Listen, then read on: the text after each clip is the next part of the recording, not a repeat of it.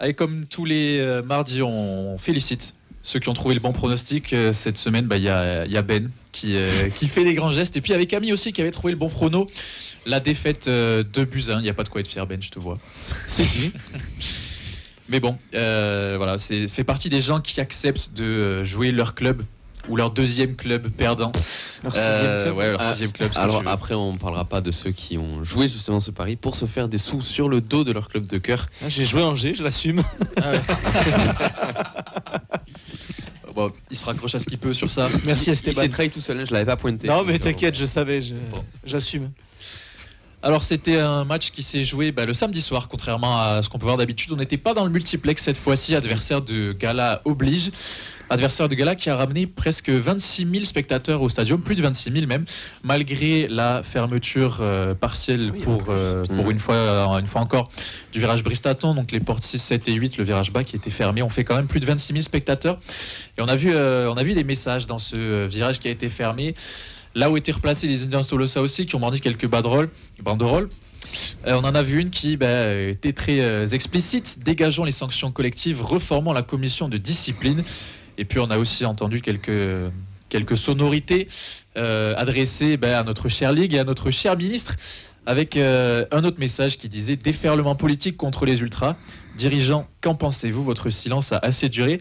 Besoin d'une réunion Teams, point d'interrogation. » Très bon. Avec les références qui vont bien. Donc voilà, les Indians qui ont assuré en tribune une fois de plus, mais qui ont, comme la dernière fois face à Brest, commencé à chanter à partir de la 5e minute, si je dis pas de bêtises, en signe de protestation face à cette fermeture du virage Bristaton. Sur le poteau de Siro. La synchro était bonne. Ils se sont réveillés à ce moment-là.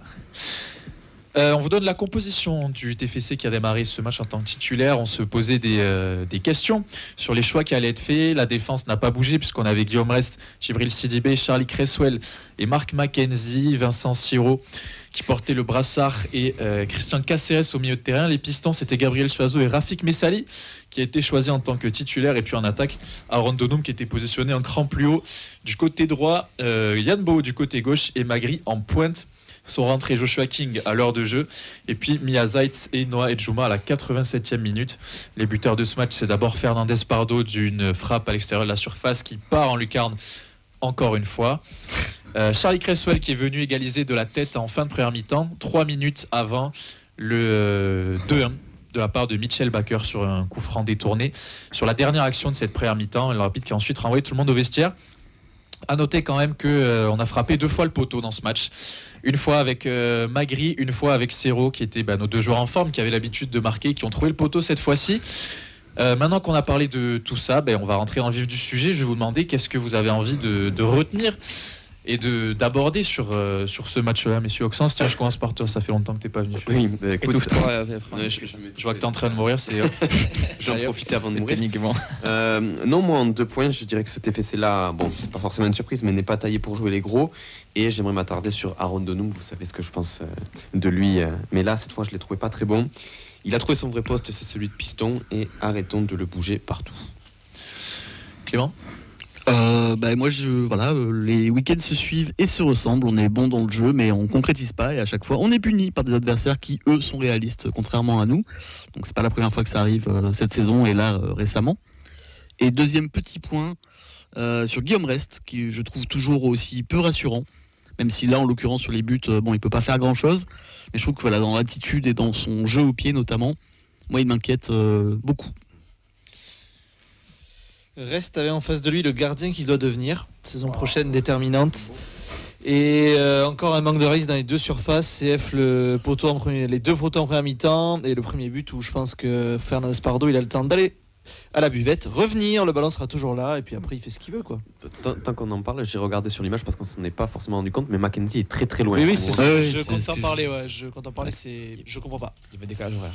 Ça m'énerve. Vincent, on termine par toi. Merci, c'est gentil. La voix de la raison. Même scénario qu'à chaque match, c'est un problème dans un contexte global, mais si on prend le match individuellement, encore une fois, le contenu est bon, mais insuffisant, comme vous l'avez dit sur l'efficacité notamment dans les 2 surfaces. Face à un adversaire de ce calibre, on n'a pas à rougir de notre performance, on n'est pas si loin. Et bien sûr, surtout en face, le Chevalier qui a été un facteur déterminant sur ce match. C'est aussi l'avis de Camille qui nous a laissé son point sur ce match en disant que on se répète chaque semaine, on manque d'efficacité dans les deux surfaces et autant mardi dernier on s'est retrouvé à manquer de temps dans l'émission, on n'a pas réussi à revenir sur tout ce qu'on voulait, autant j'ai l'impression que cette fois-ci on pourrait juste dire CTRL-C, CTRL-V. On va pouvoir faire la suite. Reprenez ce qui n'allait pas. Et puis c'est la même chose cette semaine, c'est un peu le constat que tout le monde fait là, c'est sur ça que j'ai envie qu'on démarre, puisque il y a ce sentiment-là que ce TFC a montré ses forces et ses faiblesses, et puis on récolte la même sentence week-end après week-end. Tu dis pas le point de Fred? Je n'ai pas le point de Fred, non, qui n'est pas présent ce soir, donc il n'y a pas de raison. Okay. Non, on prend les mêmes et on recommence, Clément. C'est ton point aussi, les week-ends qui se suivent et qui se ressemblent. Ouais. Toujours la même histoire. On sort plutôt des bonnes performances contre des équipes qui sont quand même meilleures que nous, hein, que ce soit Brest ou Lille, c'est supérieur. Mais dans le match, on n'est pas inquiété outre mesure. On n'a pas des équipes qui nous roulent dessus. On est plutôt dominateur. Tu l'as dit, 2 poteaux dans les 10 premières minutes. Et par contre, dès qu'en face il y a une occasion, ça fait but. Et très souvent, en plus, c'est un banger. Donc là, encore une fois, on prend un sacré but. Alors après, il y a des choses à redire sur l'action, mais la frappe de Fernandez Pardo, elle est juste magnifique. Autant j'aime bien tailler de temps en temps Guillaume Rest, autant là, je peux pas lui reprocher grand-chose sur celui-là.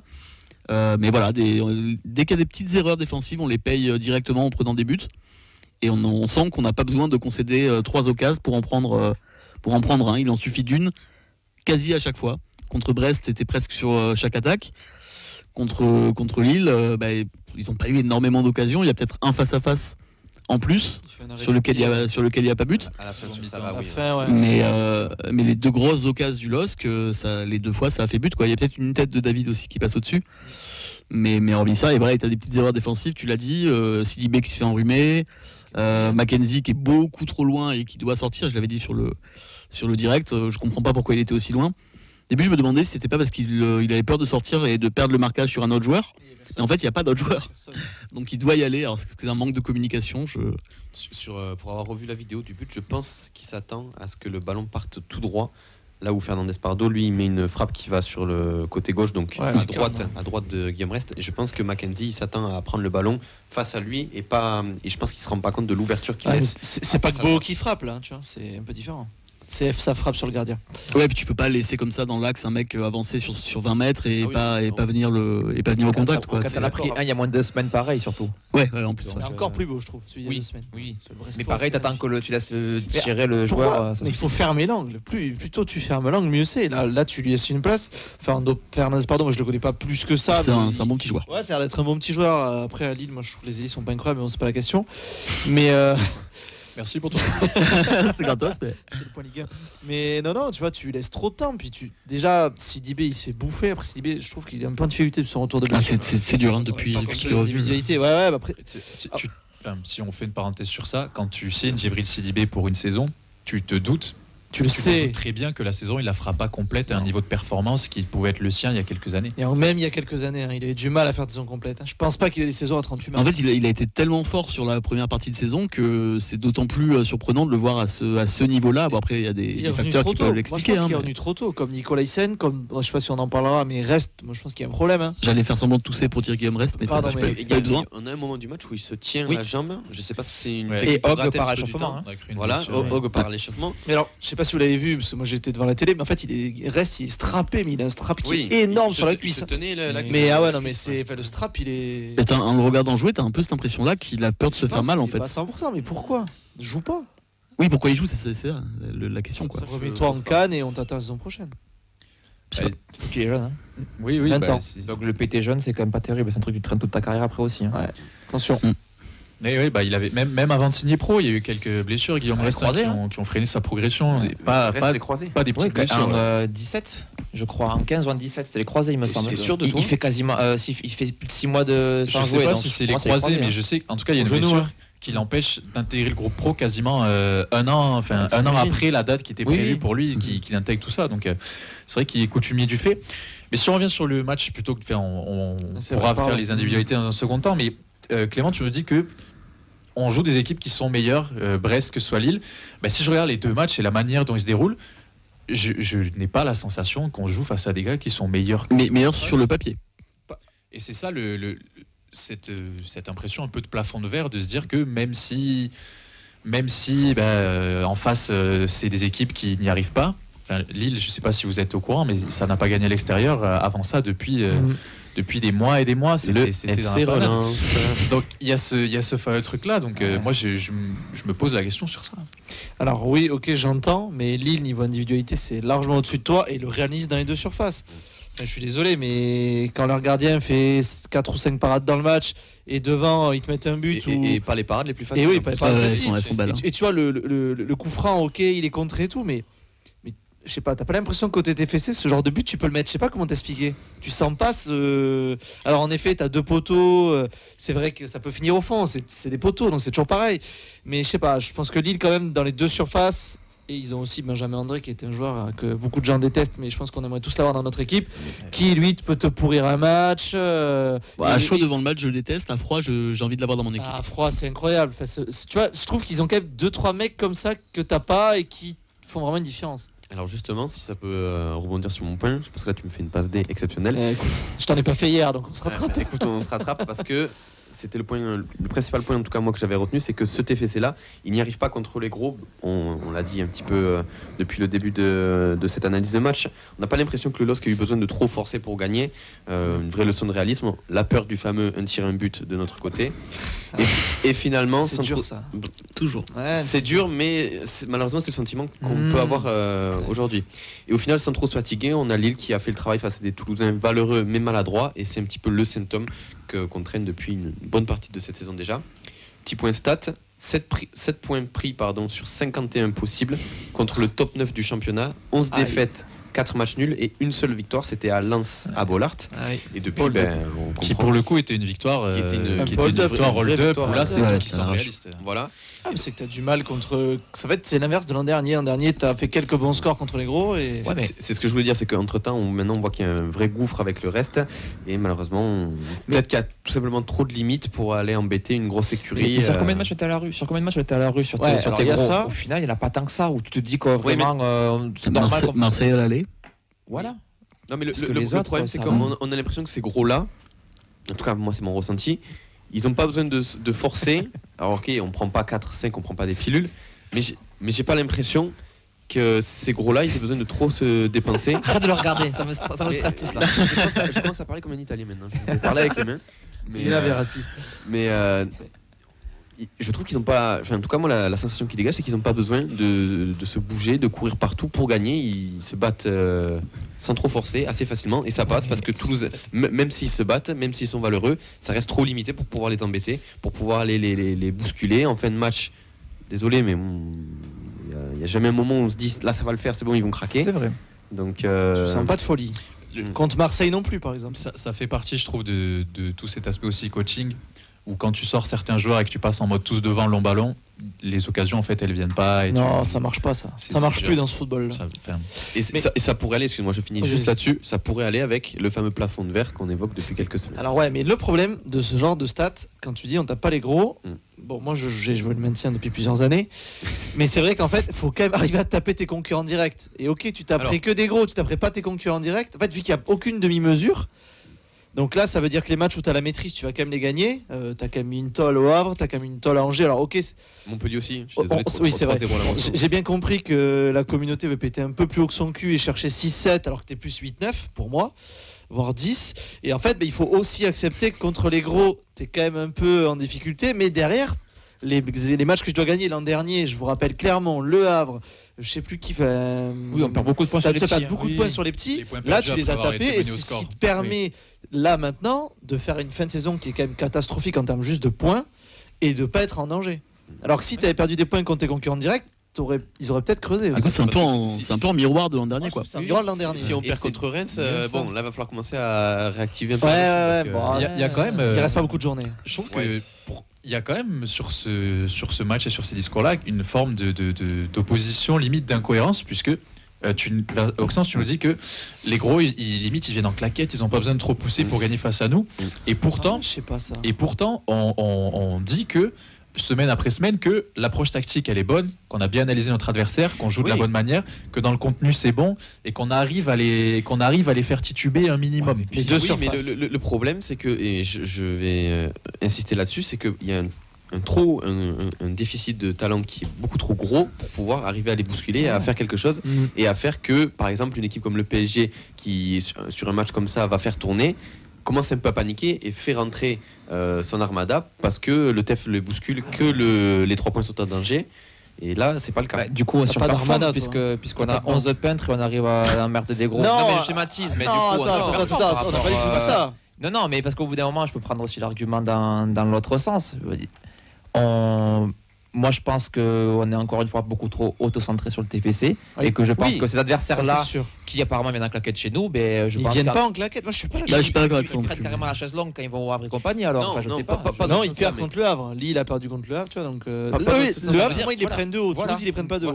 Moi, je pense. On est pour moi dans la situation un peu bâtarde. On n'est pas une petite équipe, on n'est pas une grosse équipe, donc du coup, c'est pas 3 poinns gratuits, donc les mecs veulent te taper. Oui, mais parce que là, je le tourne dans le sens où le TFC n'y arrive pas contre les gros parce qu'on vient de jouer Lille. Après, j'aurais pu prendre l'inverse en jouant contre le flop 7. Pour être honnête avec vous, j'ai pas les stats précises. Mais les 7 derniers, on a, je crois. Il y a une erreur. Une grosse erreur, c'est Montpellier à la maison. C'est tout. Merci les 3 points de l'espoir. Voilà. Mais après, le reste, c'est un super. Ah oui, le Havre, Angers. En fait, on est vraiment entre deux parce qu'on arrive à les emmerder, on arrive à les faire déjouer. Les équipes, ça se voit. On a vu beaucoup d'équipes, de grosses équipes qui étaient un peu en galère contre nous. Tu bosses bien. Mais on les dérange pas suffisamment. Prendre le dos de Kondogbia ou pas tomber dans le premier pressing de Lille et profiter de leurs erreurs, c'est une bonne approche. C'est ce qu'on dit semaine après semaine. Je suis d'accord, moi. Pour moi, on en revient vraiment toujours au même problème, c'est les individualités et le réalisme dans les deux surfaces. On en revient. La saison du TFC, moi je trouve qu'elle peut se réaliser à ça. C'est ton réalisme dans les deux surfaces. Je veux pas retaper sur le match de Babika, mais contre Marseille, tu as quelqu'un d'autre qui arrive à faire ces appels-là avec un peu plus de finition. T'arrives à marquer et là t'as pas cette capacité-là. Moi je trouve que ton banc, on n'en parle plus du tout, mais le banc c'est catastrophique. Il y a personne. Personne ne sort de ce banc. Tu joues à 12 mecs depuis beaucoup de matchs. T'as fait revenir Sidibé, moi je pense un peu trop vite, mais peut-être parce que t'as personne d'autre. Et Agdag, il est un peu entre deux, c'est un peu compliqué. Donc je trouve que là, la longueur du banc et le pari de Comoli et d'avoir essayé de pas mettre en danger financièrement, qui est plutôt un bon pari, moi je trouve. Parce que si jamais on arrive sur la saison prochaine à avoir un mercato qui est cohérent, et ça te coûte un peu peut-être quelques points là, mais bon, c'est vrai que je sais pas si vous vous souvenez de Cazard qui se moquait de, je sais plus comment il s'appelait, le mec de Lorient qui jetait sa veste, qui dit putain on aurait pu être 8ème alors qu'on est 9ème, je sais pas si vous vous souvenez de ce passage là de J+1, c'est super drôle, mais c'est un peu ton cas. Alors ok, t'as fait le pari peut-être de descendre d'une ou deux places, mais de t'économiser, d'être sain financièrement pour la saison prochaine. Et du coup t'as un banc qui est pas très bon. Après ce qui est dur aussi à supporter, c'est la série encore une fois, parce que ça fait quelques semaines qu'on dit les mêmes choses. Que des gros. Mais en fait voilà, c'est ça, c'est le calendrier le problème. Le problème c'est que on a enchaîné plein de petits qu'on a battus à part Montpellier, et on a enchaîné les gros et on a tout perdu, donc forcément c'est rageant, mais finalement on aurait eu les deux mélangés et on aurait fait les mêmes résultats. Moi je pense que tu aurais beaucoup moins de critiques. Tu te dirais ah mais c'est bon, on a fait le taf, on a battu eux, oh dommage, on a perdu contre le gros, mais c'est pas notre championnat. En fait c'est le ressenti de l'accumulation, de voir toujours le même match et de se dire toujours on est à ça, mais ça bascule jamais dans notre sens à nous. C'est vraiment qu'à ça. Moi je pense que t'es plus que ça. Sur Lille on est à ça. C'est pas forcément le fait de perdre contre Lille, contre Brest, contre Marseille et tout. Moi c'est le sentiment d'impuissance qu'on a quand on n'arrive pas à gagner ces matchs. Le coup de sifflet final est donné et on se dit il nous manque ça, et c'est les mêmes choses depuis des semaines. On sait ce qui va pas, mais malheureusement maintenant c'est trop tard. Bon, c'est la fin de la saison, on va bricoler, il va rester quoi, 4-5 matchs 5 matchs. 5 matchs de trop. Mais par contre, moi je suis quand même assez d'accord pour dire que le pari de l'effectif court est perdant, clairement. Avec entre les blessés, les méformes. En tout cas, à date, il est perdant. Perdant à moitié, dans le sens où normalement, si tout va bien, on va arriver à se maintenir tranquillement sans paniquer. 7 points d'avance à 5 journées. Oui, non, mais là, sur cataclysme, je dis ça parce que bon, on est sur une mauvaise série. Mais déjà, je suis désolé, mais il y a une place dans la charrette, c'est gagné. Ah oui. Saint-Etienne, ça commence à se rapprocher aussi. C'est compliqué. Après, voilà, il y a Angers, Reims, Nantes. C'est 4 là. Après, ce qui fait chier, c'est le calendrier aussi. C'est qu'on a que des équipes qui jouent des trucs. Il nous reste 10 minutes avant qu'on enchaîne sur les individualités. On a Pascal qui nous a laissé un message sur son ressenti de ce match-là avec quelques points qui sont intéressants à aborder. Donc je propose qu'on l'écoute. Salut, la feuille de match, message pour quelques impressions sur le week-end TF6. Alors tout d'abord, j'ai été voir TFC Lille. Donc oui, et voir cette fois-ci puisque D'habitude, j'y vois rien du tout, j'avoue, mais cette fois-ci, comme j'ai payé 2 fois ma place, j'y voyais beaucoup mieux. J'ai vu une équipe concernée, une équipe du TFC qui a plutôt fait un bon match, qui a perdu comme sur de nombreux matchs cette saison. Je sais pas, j'ai du mal à reprocher quelque chose à quiconque. J'étais un peu questionné quand on nous a proposé de tourner le dos aux joueurs, parce qu'à la fois je suis ok, j'en ai vraiment marre de toutes ces défaites, et en même temps je vois une équipe qui lâche pas, et puis je vois personne qui triche, donc voilà, je tenais à partager là-dedans.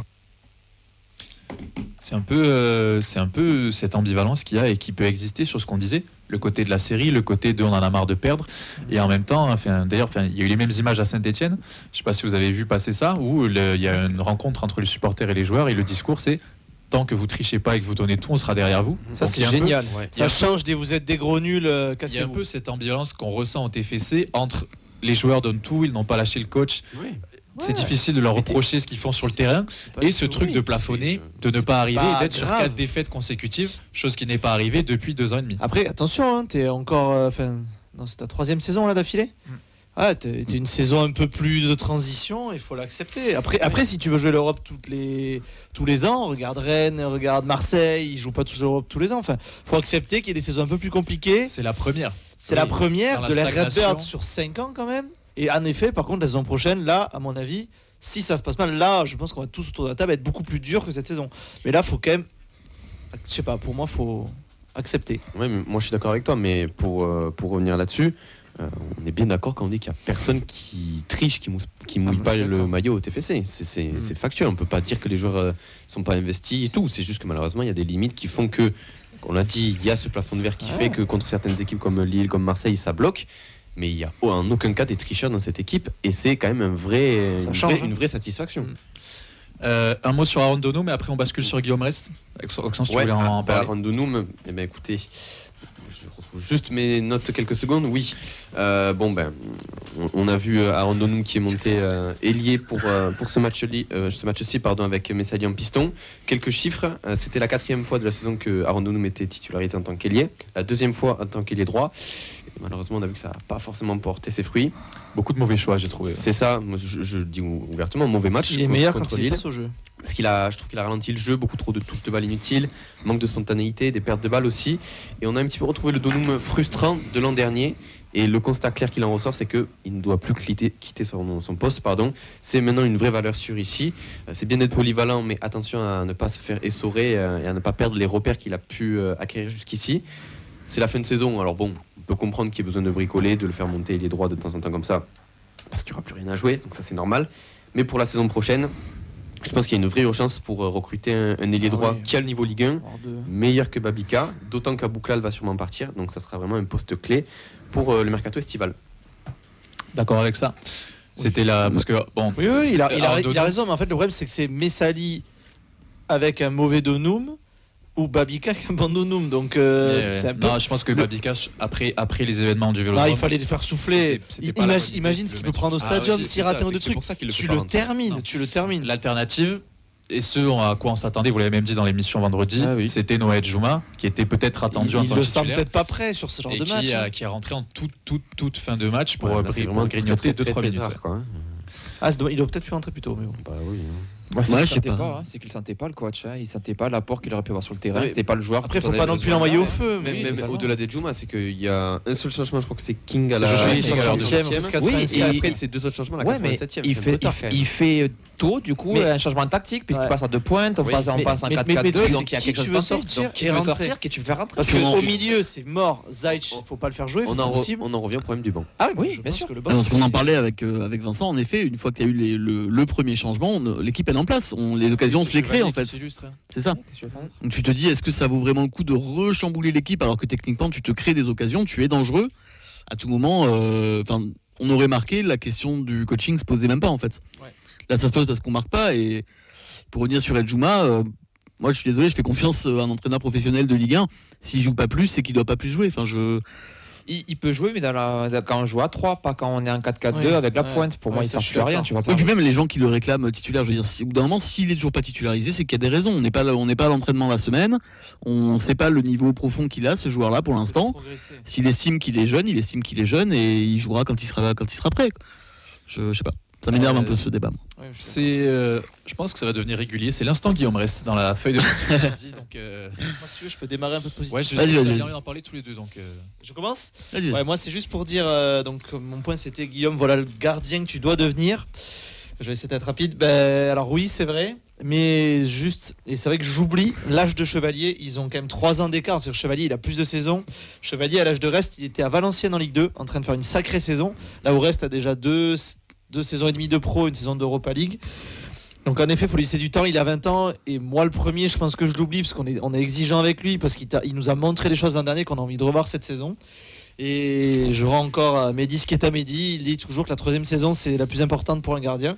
Donc Guillaume, on t'attend la saison prochaine. Finis tranquillement. Si t'es pété, arrête-toi. Prends des vacances que t'en as pas eu assez l'an dernier. Souffle et reviens plus fort la saison prochaine. Moi, je me pose des questions sur Guillaume Rest. J'arrive pas à savoir. Est-ce que c'est un problème de niveau intrinsèque? Bonjour Cam. À chaque fois, je la ferai. Est-ce que c'est une question qu'il est blessé, qu'il est toujours gêné, qu'il n'est pas à 100% et que du coup, il a du mal à performer parce que il est pas bien, il est gêné? Je sais pas. Parce que toutes les qualités, moi, que je lui voyais l'an dernier, en fait, je les vois plus beaucoup. L'an dernier, on revenait souvent sur ses défauts qui étaient les mêmes, mais il avait une qualité qui était, il était excellent sur sa ligne. Cette saison, c'est quand même compliqué de dire qu'il est bon sur sa ligne. Enfin, y a des stats qui sont sortis récemment qui sont vraiment pas flatteuses pour lui. Le nombre d'XG et de buts encaissés. Il y a un trou abyssal avec les autres gardiens de Ligue 1. C'est le pire gardien de Ligue 1 sur cette stat-là. Alors je dis pas que c'est le pire gardien de Ligue 1 de manière générale, c'est pas ça la question. Mais force est de constater que cette saison, il n'est pas bon, il n'est pas décisif, il fait des erreurs qu'il faisait pas avant. Et en plus de ça, je trouve qu'il ne progresse pas sur ce qui était ses faiblesses, à savoir les sorties, que ce soit dans les pieds ou aériennes. C'est toujours aussi compliqué. Moi, je suis désolé, mais le 2e but contre Brest, je le digère toujours pas. T'as un mec qui arrive dans un angle qui est complètement fermé, il reste sur sa ligne et il se fait fusiller. J'ai envie de te dire forcément. Voilà, les sorties aériennes. Et j'ai trouvé ça flagrant aussi là contre Lille, le jeu au pied. À part les passes à 2 mètres, il ne réussit pas une seule relance. C'est un truc de fou. Et quand tu as eu l'intérim de Hogg, entre-temps, qui lui pour le coup a un jeu au pied qui est excellentissime, je trouve qu'il pallie vraiment de la comparaison. Et en plus Hogg a été bon dans d'autres registres, sur sa ligne, sur les sorties, tout ça. Donc disons qu'on se posait pas la question en fait de savoir qui était meilleur entre Hogg et Rest. Moi j'avoue que je me pose un petit peu la question en ce moment. Pas sur le talent. Oui, encore une fois. C'est vrai que on est forcément obligé de le mettre dans les mauvaises prestations. Tu parlais de Donum aussi, surtout qu'il y a ce truc de blessure, etc. qu'on sait pas trop. Est-ce qu'il y a peut-être 2-3 joueurs, Sidibé, après pareil, je pense qu'il est revenu de blessure trop tôt. Est-ce qu'il y a peut-être 1 ou 2 joueurs qu'on va plutôt mettre dans les tops qui ont fait un gros match? Ciro Caceres, la paire. Cassiro. Beau, pas mal aussi. Moi, il me frustre. On le retrouve un petit peu percutant. Je l'ai vu plus en vue, moi, Yann Beau. Peut-être parce que, c'est mieux, comme le disait Pascal, j'ai vu le match. Ouais, ça fait c'est mieux.